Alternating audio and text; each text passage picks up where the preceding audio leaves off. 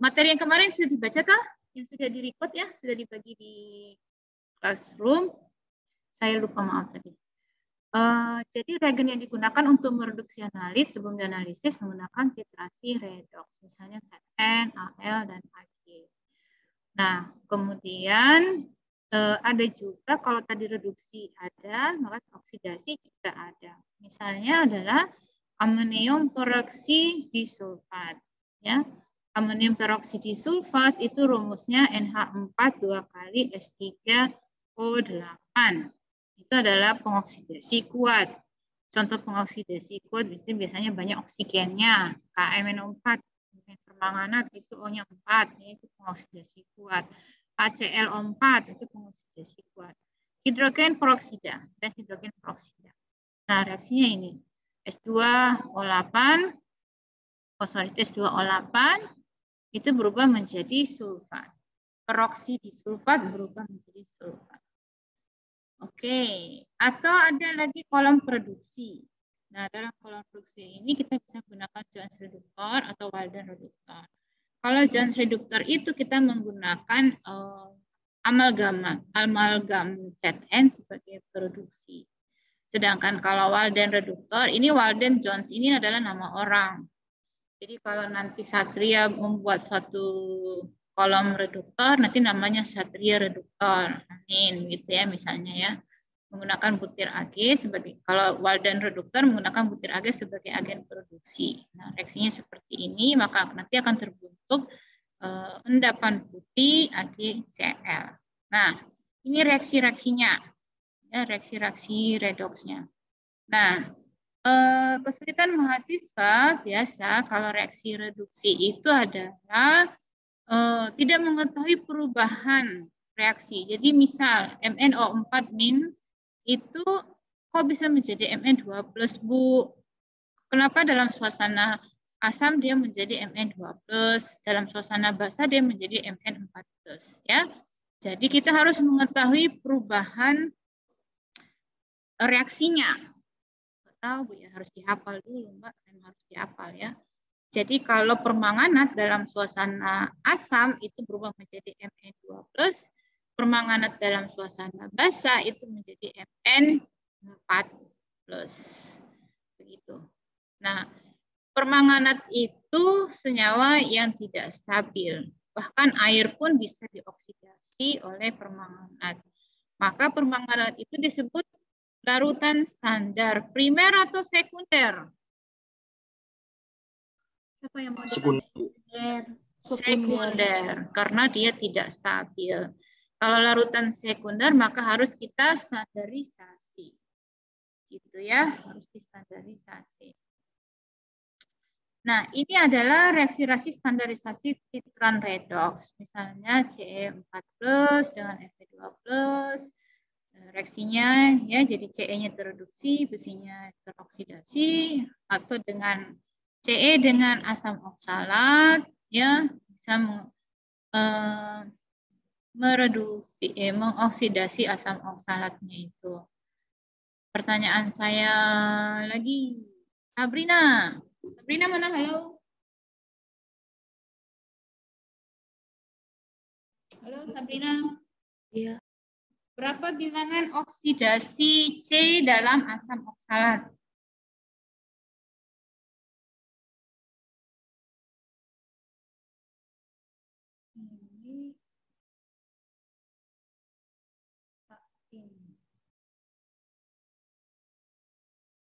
Berapa bilangan oksidasi? +3, Ibu.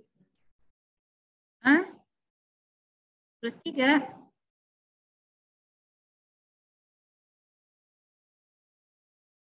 Asam oksalat biloxnya. Kalian bisa lihat papan tulis. Papan tulisnya bisa lihat. Ini berarti ini stop cell. Yang ini mungkin sudah dipin ya. Ah, oke.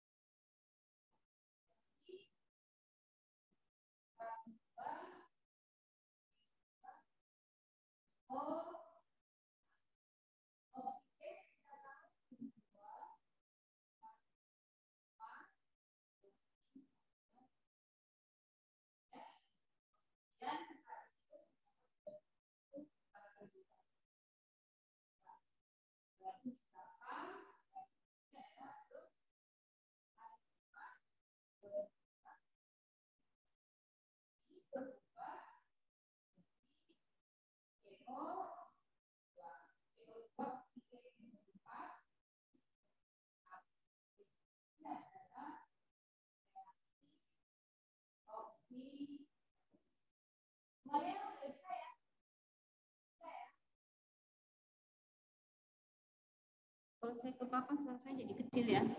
Bisa kan semua ya? Insya Allah bisa ya. Jadi reaksi oksidasi. Jadi dilatih ya. Ini ya. Dilatih reaksi-reaksi redoksnya. Gitu.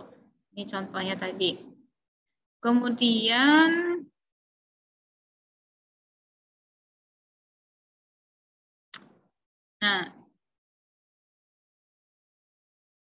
ini lagi misalnya itigamin. Itigamin ini apa toh? Itigamin ini dengan tiosulfat, ya.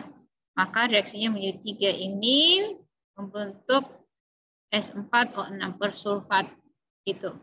Tiosulfat. Tiosulfat itu sebenarnya dari sulfat, ya. Jadi ini saya stop share screen lagi.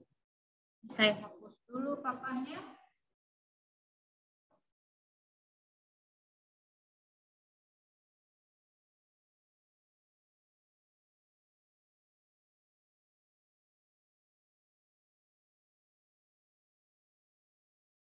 Jadi sulfur itu namanya adalah sulfat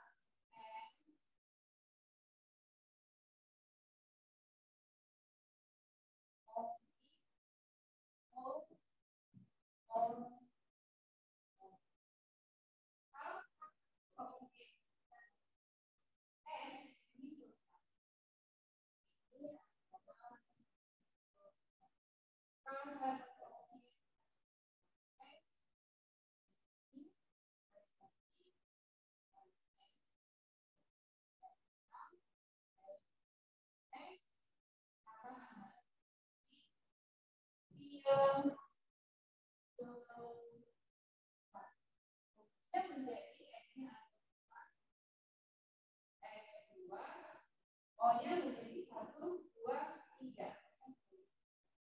Muatannya 2, ini 2. Ya. Sulfat itu tiosulfat turunan dari sulfat. Tio itu sulfur, ya nama lainnya. Begitu. Nah, berapa biloks S yang atom pusat? Yang atom pusat biloksnya itu 2 tambah 2 tambah 2, 6. Plus 6. Tapi yang satu 2. Tapi kalau dirata-ratakan, kita bisa merata-ratakan. Biloksnya plus 6. Ini biloksnya ini juga. Ini. Oksigen itu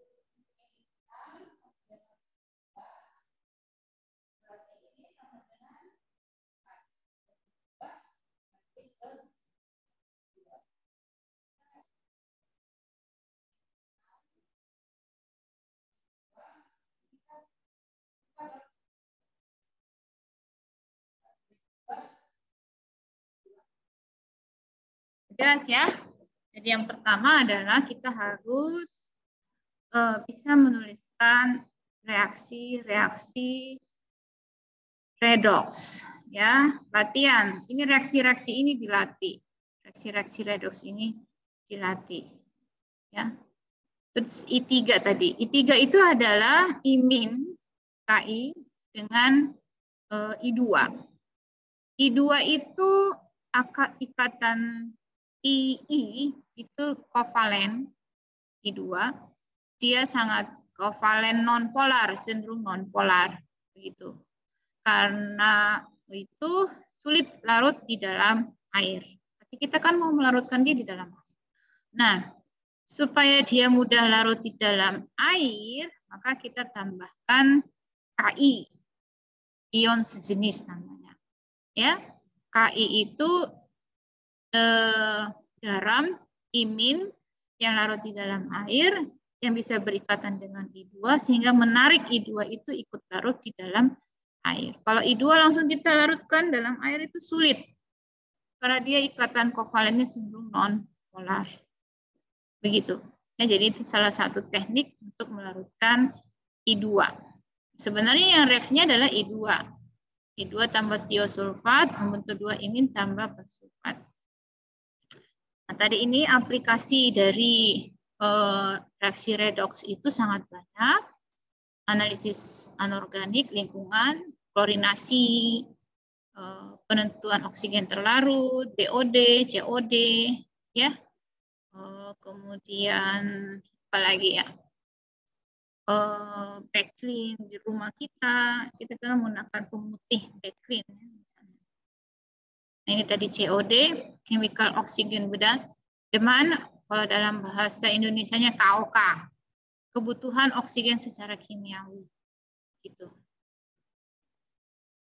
Oke, jadi ini pengantar dasar tentang titrasi redoks. Titrasi redoks berarti analisis kuantitatif berdasarkan reaksi-reaksi redoks. Nah, ini sangat banyak digunakan, bahkan banyak SNI-nya tentang reaksi redoks. Nah, saya lanjutkan yang soal kemarin. Analisis kimia air. Ini tadi sampai teknik samplingnya, materinya sudah saya bagi ya. Botol sampelnya, ini ya, jenis botol yang digunakan ya. Jadi kalau BOD, COD kita asamkan pakai asam sulfat. Itu bukan asam nitrat. Kalau logam kita pakai asam nitrat. Ini contoh untuk sampling, perlakuan sampelnya, filtrasi, gimana caranya disaring dulu, metodenya. Nah, ini yang penting, ruang lingkupnya. Ini adalah prinsipnya, ya. Jadi kebutuhan oksigen kimiawi KOK dalam air dan air limbah dengan reduksi CR2O7. Nah, ini bisa secara spektro, bisa juga secara volumetri. Ya, ini kalau ini kan pakai di SNI 2004 itu pakai cara spektrofotometri. Jadi oksidator yang digunakan adalah dikromat. Ini ya. Jadi oksidator yang digunakan adalah dikromat. Ini KOK SNI. Tapi contoh saya tadi BOD ya. Ini. Nah, zat organik dioksidasi dengan campuran mendidih asam sulfat dan kalium dikromat yang diketahui normalitasnya dalam suatu refleks selama 2 jam. Kelebihan kalium dikromat yang tidak tereduksi dititrasi dengan larutan ferroamonium sulfat. Berarti ini reaksinya titrasi langsung atau titrasi tidak langsung? Titrasi balik. Halo Diana. Diana. Iya, Ibu. Ini titrasi langsung atau titrasi balik? Titrasi tidak langsung. Titrasi apa?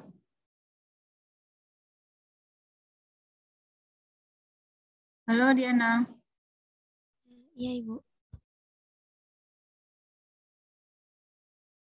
Titrasi langsung atau tidak langsung?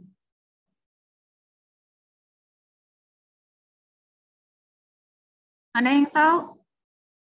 Nafisa. Nafisa. Nafisa. Iya, Bu. Titrasi langsung atau tidak langsung, Nafisa? Titrasi langsung. Kenapa titrasi langsung?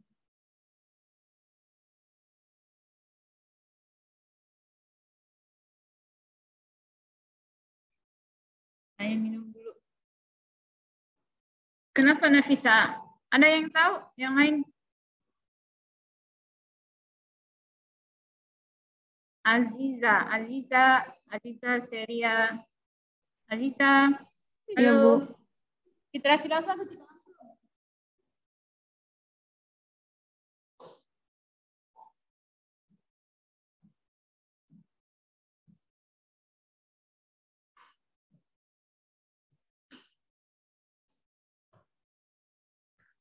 Titrasi apa?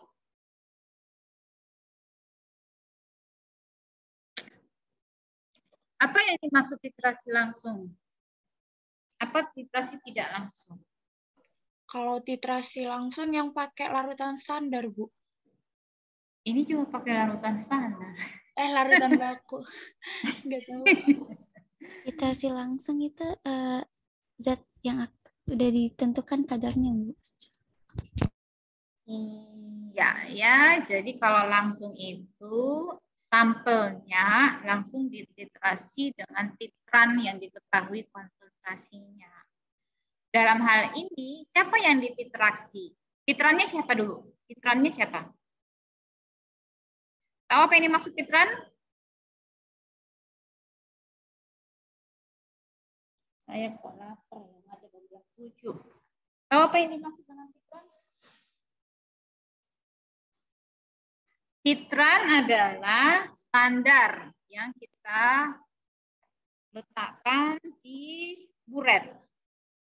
Ya, kalau bahasanya dititrasi dengan larutan ferroamonium sulfat, maka titrannya adalah FAS, ferroamonium sulfat, yang diletakkan di buret. Gitu. Jadi titran itu adalah standar yang kita letakkan di buret, dititrasi. Dititrasi berarti titrannya adalah larutan ferroamonium sulfat. Kalian lihat kan, ini kan layarnya bisa dilihat tuh, bisa baca tuh prinsipnya. Nah, siapa yang dititrasi oleh FAS ferroamonium sulfat? Tias. Saya sambil makan kurma lapar. Tias. Halo Tias. Iya, Ibu. Yang dititrasi oleh FAS siapa? Sulfat, bukan?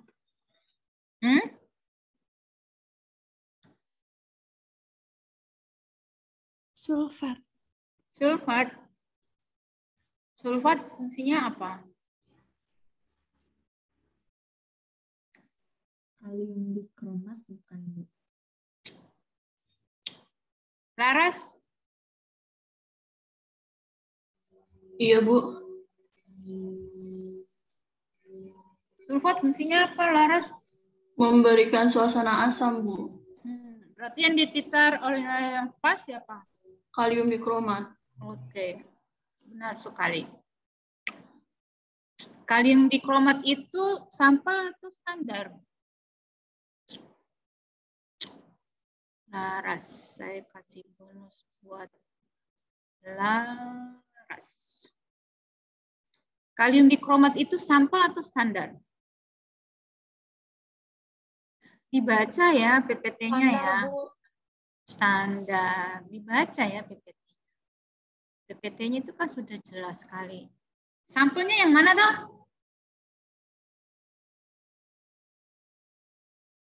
Sampelnya yang mana?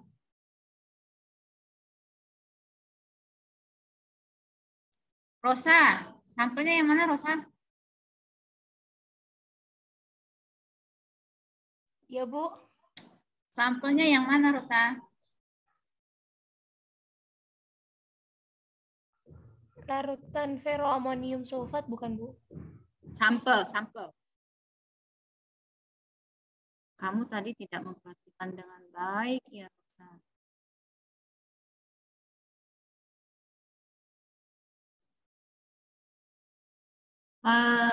Fadila, Mbak Fadila, sampelnya yang mana Mbak?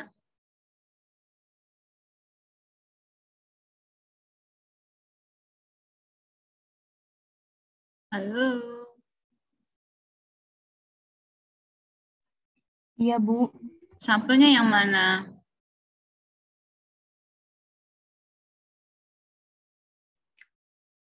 Zat organiknya, Bu. Oke, betul sekali. Ya, jadi sampelnya itu zat organik. Biasanya kalau zat organik kita tulisnya seperti apa? Kalau kita belum tahu senyawanya, CX, HY, Z. Stop. supaya kalian bisa lihat papan.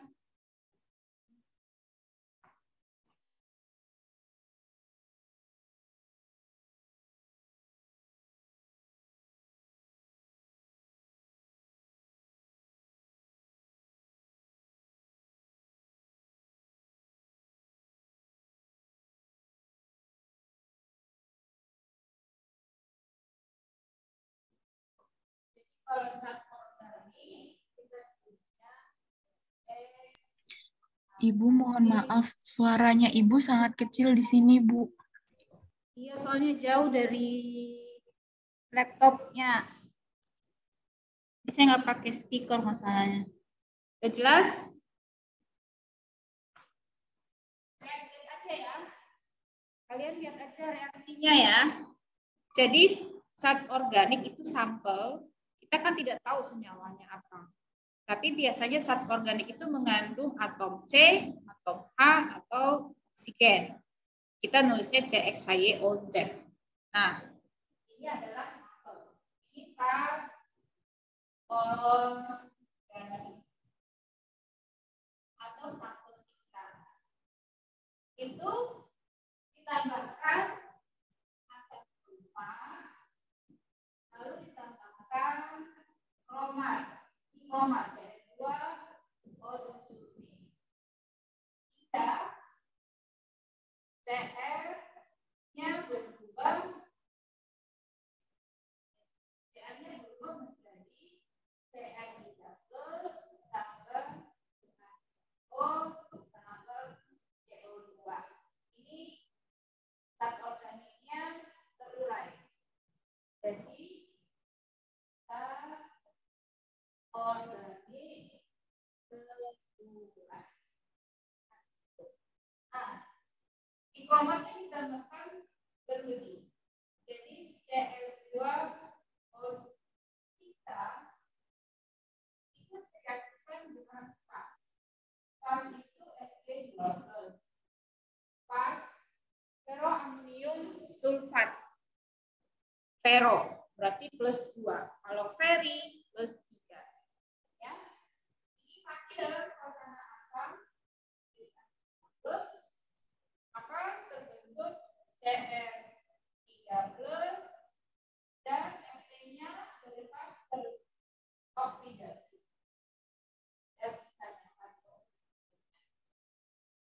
itu reaksinya ini.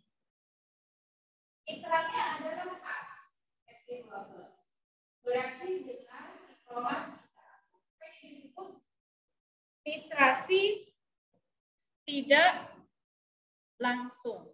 Sampelnya tidak langsung dititrasi, tapi sampelnya direaksikan dulu dengan suatu standar yang kita ketahui konsentrasinya, lalu sisa larutan standar tadi kita reaksikan, kita titrasi dengan standar lain. Jadi kita menggunakan 2 standar, makanya disebut titrasi tidak langsung. Titrasi langsung itu kalau sampel langsung dititrasi oleh titran. Ini kan yang dititrasi oleh fas, ferroamonium sulfat adalah di kromat sisa. Di kromat itu adalah standar. Sudah jelas? Ada yang mau ditanyakan? Nah, jadi pintar-pintar membaca ini tadi. Prinsip analisis, ya. Prinsip analisisnya zat organik dioksidasi dengan campuran mendidih, harus mendidih asam sulfat dan kalium dikromat yang diketahui normalitasnya dalam suatu reflux selama 2 jam. Didestruksi, ya. Zat organiknya itu diurai, didestruksi, dirusak sehingga menjadi CO2 dan H2O. Nah, sisa kalium dikromat yang tidak tereduksi baru kita titrasi dengan larutan fas. Fas itu adalah ferroamonium sulfat. Kalau ferro maka +2 gitu. Ya, jadi kita belajar kimia analitik, maka pintar-pintarlah mengidentifikasi soal, menganalisis prinsip. Nah, dari prinsip ini dibuat reaksi kimianya. Kalian itu sebenarnya paham atau tidak fokus sedang mengerjakan yang lain, atau benar-benar tidak paham. Gitu ya. Oke. Nah, ini perhitungannya seperti itu. Lalu ini nanti saya materinya kan sudah ya, perhitungan KOK-nya. Jadi ada belangko. Ya, berapa karena nanti belangko itu. Nah, pertanyaan saya, nah, kalau anak D3, anak analis kimia SMA itu hanya tahu rumusnya seperti ini. Tapi kalau kalian harus paham mengapa rumusnya seperti ini. Saya bertanya, mengapa di sini ada 8.000? Dari mana ini 8.000? Syarifah. Halo. Syarifah. Iya, Ibu. Dari mana itu 8.000, Mbak?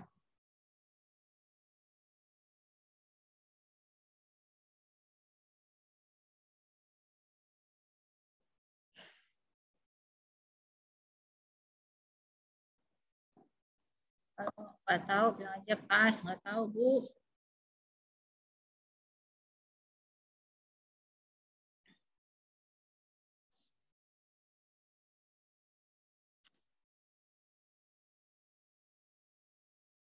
Fatira.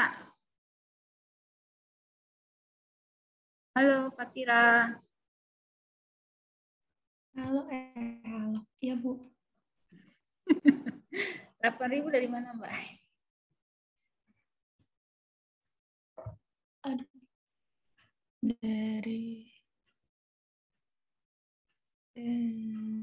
nggak tahu, Bu. Pas aja deh, Bu. Oke. Ada yang tahu?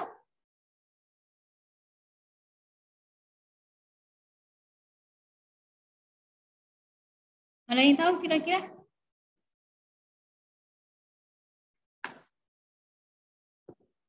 Ada yang tahu? Jadi KOK, kebutuhan oksigen kimiawi, ya singkatan KOK tadi, disingkat KOK, kebutuhan oksigen kimiawi, dihitung sebagai miligram per liter. Miligram per liter itu ppm ya, oksigen O2. Ya, dihitung sebagai miligram per liter oksigen O2. Berat atom oksigen berapa? 16. O2 berarti dikali 2. 16 kali 2, 32. Nah, berapa elektron yang terlibat dalam reaksi ini? Itu ada 4. Ya. Sehingga dari berat molekul O2 tadi yang 32, itu kita bagi 4. Ada 4 elektron yang terlibat. Jadi menentukan normalitas itu tergantung elektron yang terlibat. Sehingga 32 dibagi 4 dapat 8. Kenapa 8.000 dikali 1.000? Karena satuannya kan liter. Ini kan milisampel. Liter, 1 liter sama dengan 1.000 mili. Jadi karena satuannya ini dalam mili, maka ini 1.000. Sudah jelas? Maka di sini 8 ini karena elektron yang terlibat dalam reaksi KOK ini tadi sampel itu ada 4. Begitu ya. Ada yang mau ditanyakan yang lain? Ini pertanyaan ini saya tanyakan di sini. Sebenarnya kalian kalau baca materinya bisa menjelaskan. Nah, ini tadi tuh KOK. Kalau ini oksigen terlarut tugasnya. Kalau PR-nya kemarin oksigen terlarut. PR-nya oksigen terlarut kan kemarin semua bisa kan mengerjakan PR-nya kemarin. Ada yang mau ditanyakan terkait? Saya buka satu punyanya Ahmad ya. More. Share screen. Nih. Share.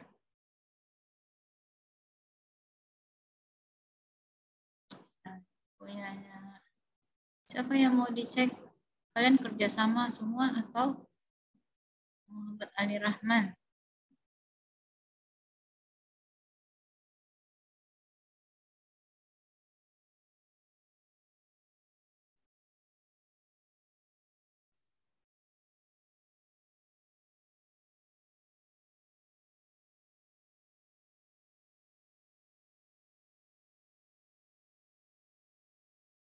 Loadingnya lama ya.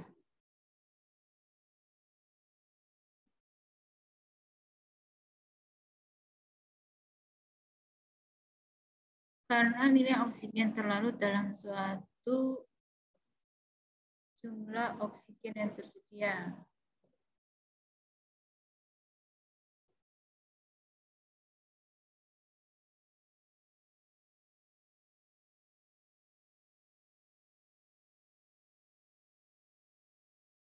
Oke. Soalnya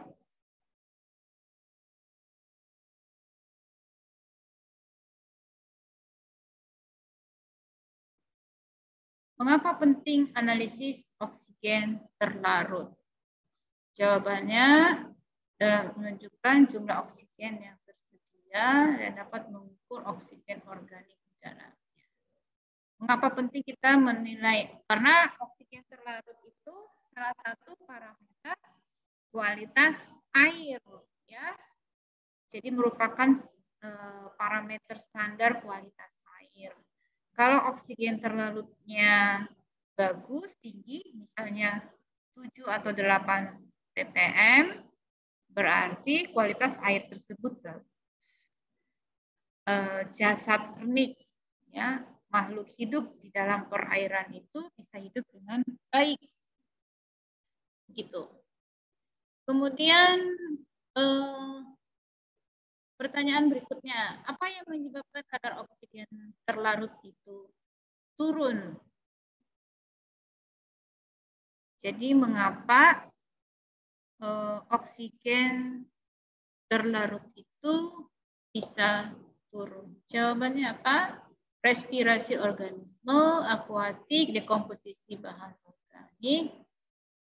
Jadi penurunan kadar oksigen dipengaruhi oleh suhu tekanan. Apa kira-kira? Ada yang lebih tepat lagi? Kenapa kadar oksigen terlarut bisa turun? Ya, bisa. Tapi ada penyebab lain yang lebih menyebabkan oksigen terlarut itu drastis turunnya. Ada yang tahu? Apa? Apa yang mau jawab?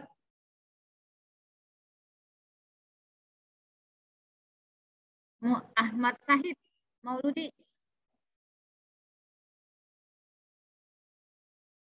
Ahmad Sahid mana?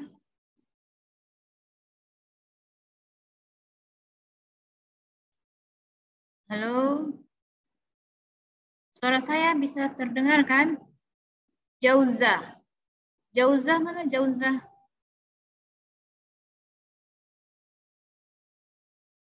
Jauzah. Halo? Ya, Ibu. Nah, apa kira-kira yang bisa menyebabkan kadar oksigen terlarut itu turun drastis?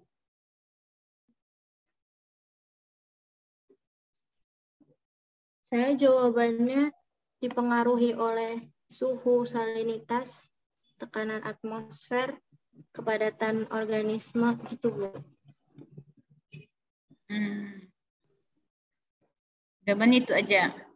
Ada yang lain?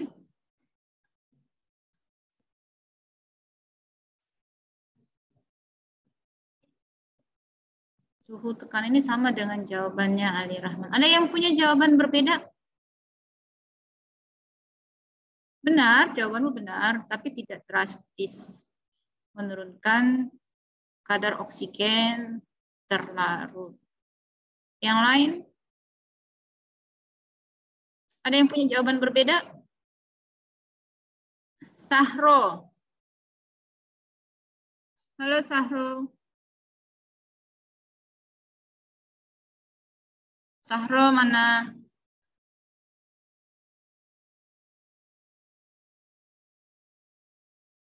Sahrul, Iya, Bu. jawabanmu apa? Nomor 2.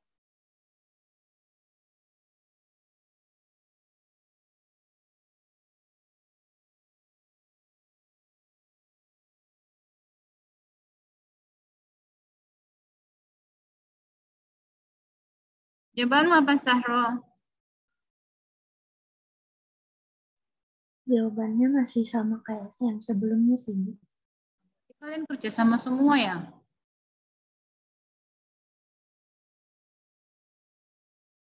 Ada yang punya jawaban berbeda?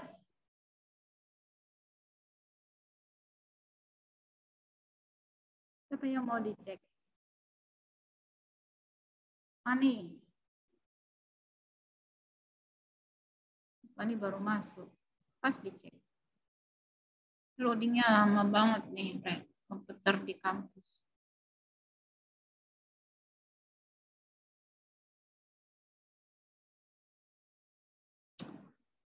Apa yang adanya bahan organik yang terdapat dalam ini dia. Ini jawaban yang saya tunggu-tunggu. Fani. Jadi adanya bahan organik yang terdapat dalam air limbah. Jadi adanya air limbah, tadi belum ada yang menjawab limbah atau menjawab tadi suhu, temperatur, salinitas. Tidak ada yang belum menjawab tentang air limbah. Ini yang saya tunggu-tunggu. Yang dapat menurunkan drastis kadar oksigen terlarut itu adalah air limbah. Ya. Nah, apalagi kalau selain dia menyebabkan penurunan kadar oksigen terlarut karena dia bereaksi, begitu. Kemudian juga misalnya limbah minyak itu bisa menutupi permukaan air. Misalnya sungai, ya, ada tumpahan minyak, sehingga oksigen tidak bisa masuk ke dalam perairan. Begitu. Ini jawaban yang saya tunggu-tunggu. Jawabannya Fani. Betul jawaban Fani. Jadi hubungannya ke lingkungan, oksigen terlarut penting karena sebagai parameter, ya, tanda derajat pengotoran limbah yang ada. Begitu. Ini sudah benar jawabanmu, Fani. Nah, mengapa metode ini tidak dapat digunakan untuk sampel yang mengandung Fe lebih dari 1 ppm? Fe dapat mengikat satu organik membentuk suatu senyawa kompleks. Jawabannya ini kurang tepat. Mengapa? Karena Fe-nya nanti bisa dioksidasi. Kita kan pinginnya mengoksidasi zat organik. Tapi kalau sampel air itu mengandung Fe yang tinggi, Fe2+ misalnya, maka Fe2+ dalam sampel itu akan ikut teroksidasi. Begitu. Jadi tidak boleh kalau kadar Fe-nya tinggi, nanti bukan zat organiknya. Karena kan tadi DO, dissolved oksigen itu kan dihitung sebagai zat organik, begitu, bukan Fe. Jadi tidak boleh sampelnya mengandung Fe lebih dari 1 ppm. Nanti Fe-nya ikut teroksidasi. Nah, reaksinya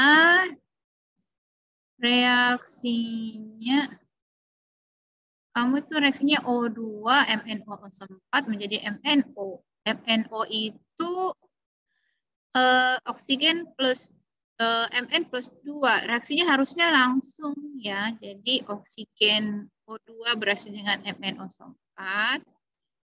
Itu kan MnO4. Maka dia membentuk MnO2.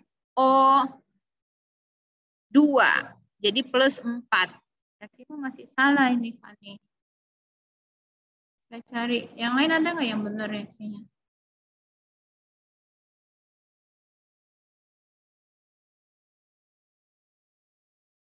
Fadila. Kan di ininya sudah dibunyikan loh di soalnya. Ya. Di soalnya itu saya cek ke soalnya.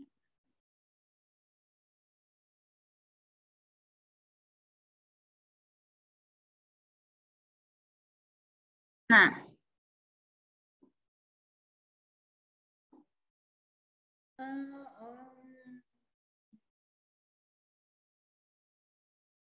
kalian melihat sebenarnya reaksinya itu ini ya, prinsip pengujian. Di soalnya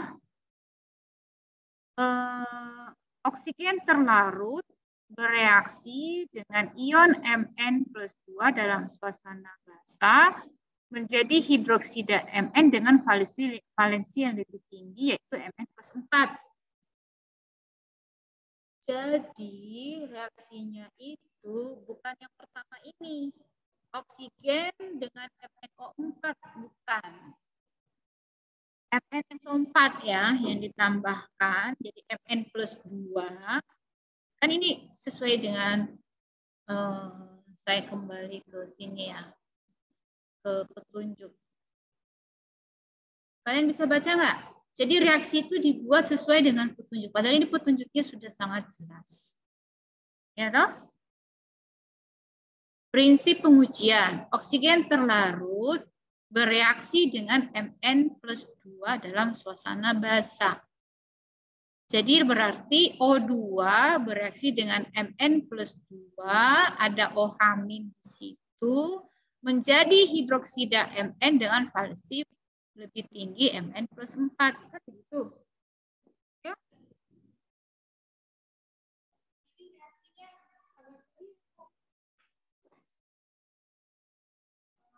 Saya tulis di papan. Kalau tulis di papan harus di stop share screen dulu ya, biar kelihatan papannya.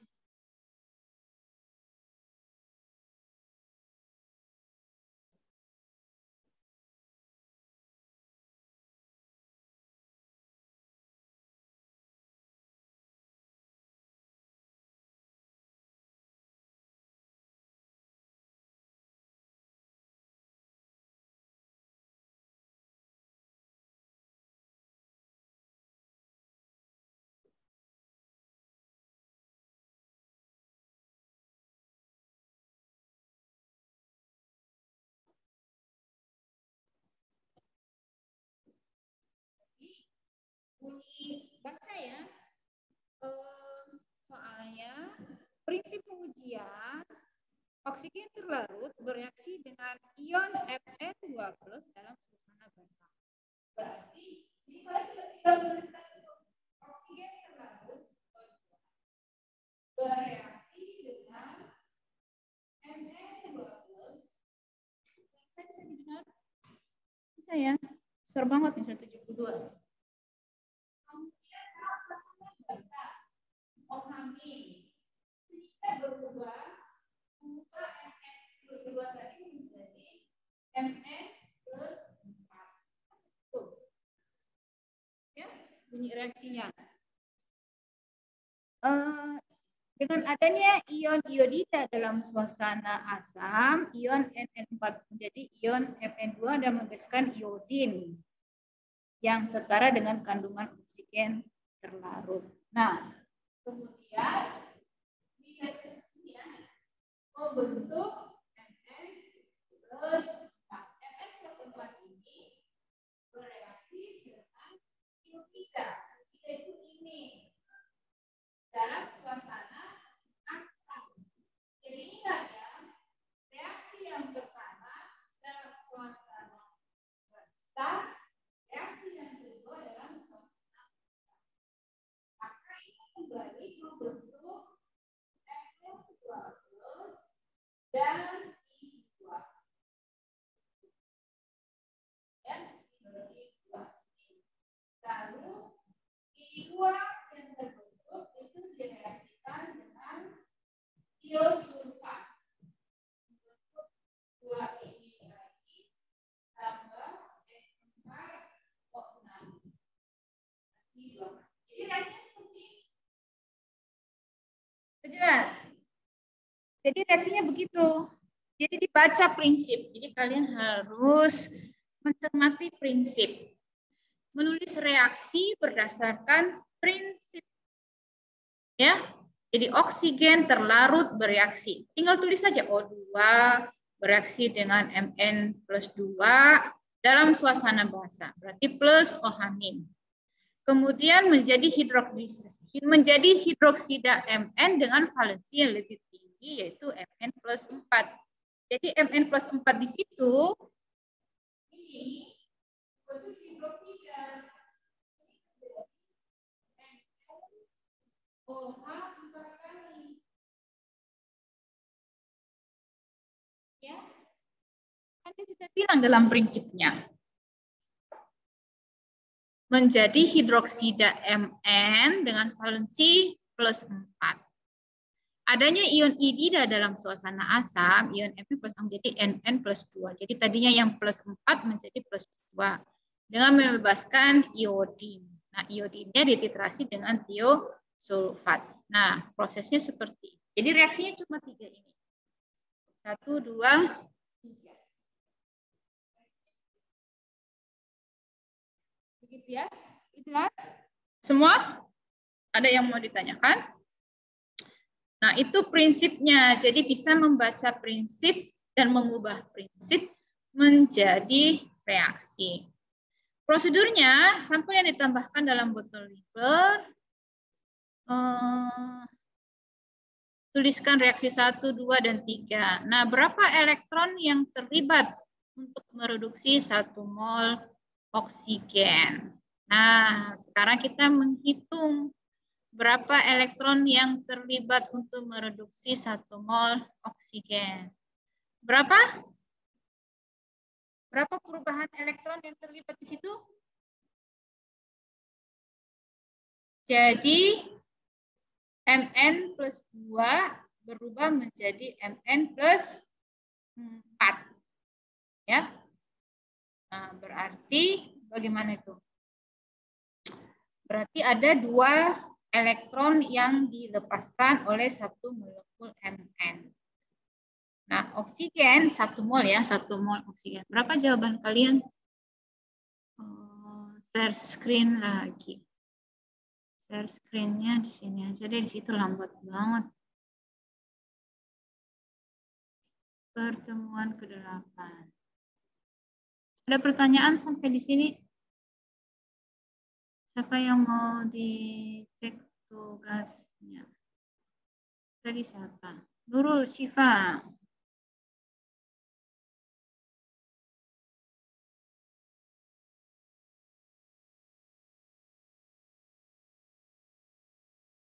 Salmu terlalu kecil, susah bacanya. Syifa. Reaksimu sama semua ya. Ini ngambil reaksi dari mana? Coba tuh. Reaksinya sama semua.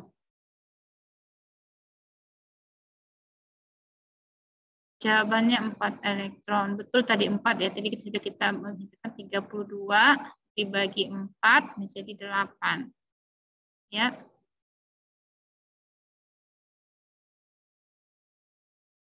Jadi ada 4 elektron untuk 1 mol. Untuk 1 oksigen itu 2 elektron. Jadi 2 oksigen jadi 4 elektron. Jadi ada 4 elektron.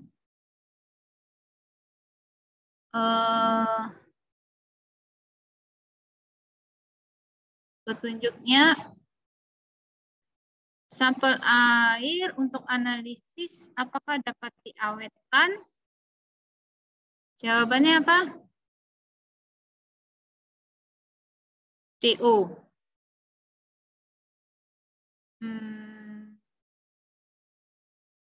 Ada yang menjawab lain?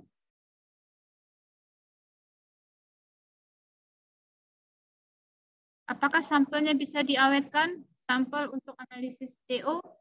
Apakah sama semua jawabannya bisa?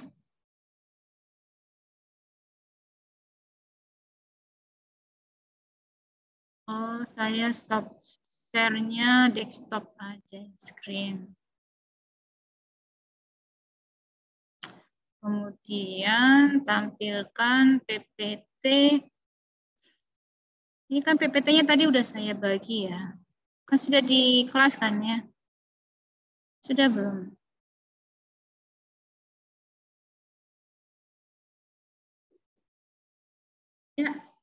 Tunggu, Pak.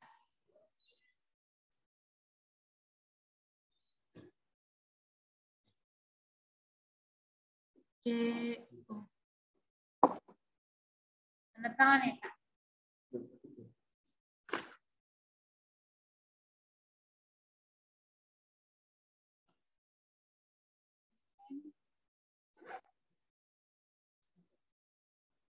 Satu aja ya, Pak.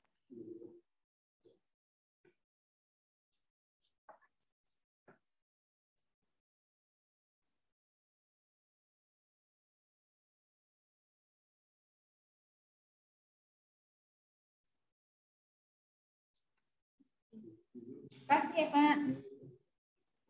Halo? Ini ya. Di sini sudah saya bagikan materinya oksigen. Nih. Oksigen dissolve. Oksigen itu tidak perlu diawetkan, harus segera dianalisis. Kenapa? Karena oksigennya bisa berubah, ya. Kalian bisa lihat ini? Ini loh. Oksigen itu harus analyze immediately. Yang lain itu bisa diawetkan, nitrit bisa dingin. Tadi kan jawabannya siapa tadi? Syifa, didinginkan sampai di bawah titik buku, jadi cool 4 derajat Celcius, itu bukan titik buku ya, 4 derajat Celcius. Begitu. Tapi di sini harus segera dianalisis. Kenapa? Karena oksigen terlarutnya bisa berubah. Sehingga sekarang kita biasanya pakai kit, ya, analisis di tempat. Misalnya sampelnya itu di sungai mana? Danau Toba. Di Danau Toba. Labnya di Medan. Kan jauh dari Danau Toba ke Medan. Ya, sehingga nanti kalau bisa 2 hari baru dianalisis, sampelnya rusak. Ya, makanya biasanya pakai kit. Jadi oksigen terlarut itu harus segera dianalisis. Kalau bisa jangan nginep, langsung dianalisis. Begitu ya jawabannya. Jadi materi ini dibaca-baca. Jangan saya berikan kalian tidak baca. Ini dibaca. Ini ada ketentuan bagaimana pengawetannya, proses pengawetannya seperti apa. Kemudian berapa lama bisa disimpan sampel itu. E. coli aja bakteri itu bisa 6 jam. Tapi DO, oksigen terlarut, itu harus segera dianalisis.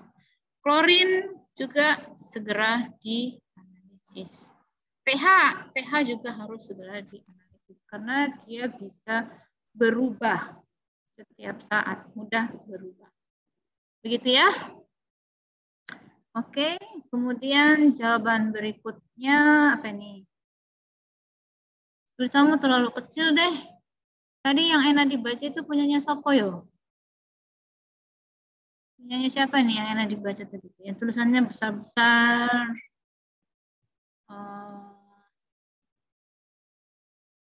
Yang cewek biasanya rapi tulisannya itu. Aziza nih, Aziza.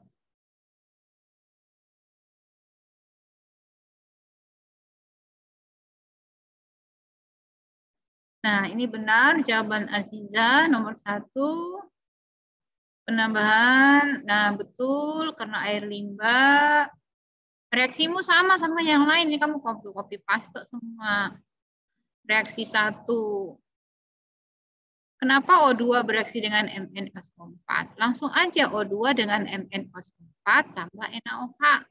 Langsung, bukan membentuk MnOH 2 kali, tapi MnOH 4 kali. Kan di prinsipnya sudah dijelaskan.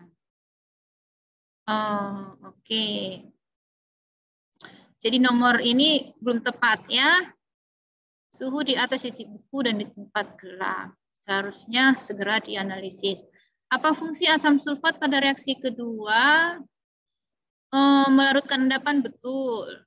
Bukan membebaskan ion iodin. Ya.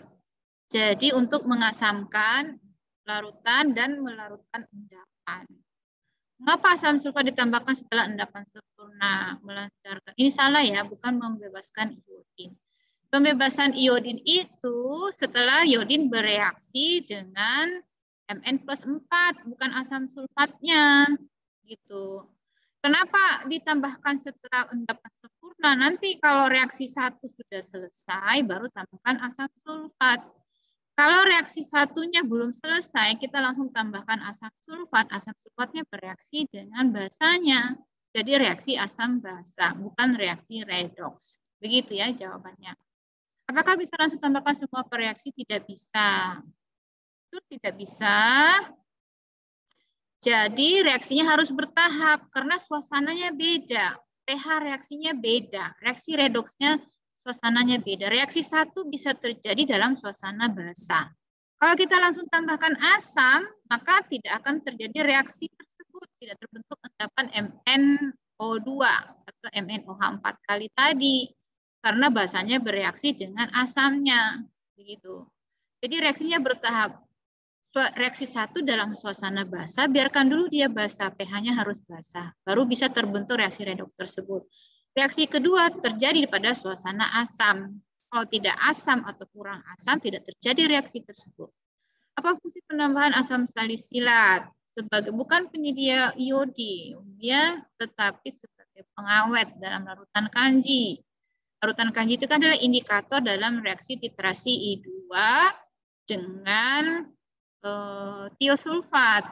Ditambahkan sedikit asam salisilat. Kenapa kanji itu kan senyawa organik yang merupakan makanan bakteri. Nanti dia bisa cepat rusak. Jadi tambahkan asam salisilat sebagai pengawet supaya larutan kanjinya tidak mudah jamuran atau berisi bakteri. Senyawa apa yang berwarna biru? Iod amilum. Benar, kompleks antara iodium dengan amilum yang berwarna biru tadi ya, karena amilum itu berfungsi sebagai indikator untuk reaksi dengan menggunakan iodium. Kemudian ini reaksinya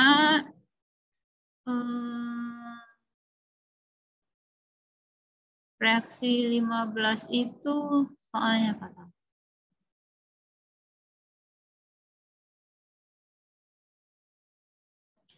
Oke, untuk menentukan larutan tiosulfat. Jadi tiosulfat itu adalah larutan standar sekunder. Kita tetapkan dengan menggunakan dikromat. Begitu ya. Jadi reaksinya tiosulfat tambah dikromat, tiosulfatnya nanti teroksidasi, dikromatnya nanti akan tereduksi. Nanti ini dikromat mengoksidasi Ki, terbentuk I2, I2 bereaksi dengan tiosulfat. Reaksinya seperti itu. Oke. Ada yang mau ditanyakan terkait ini? Sudah jelas semua? Ada yang mau bertanya?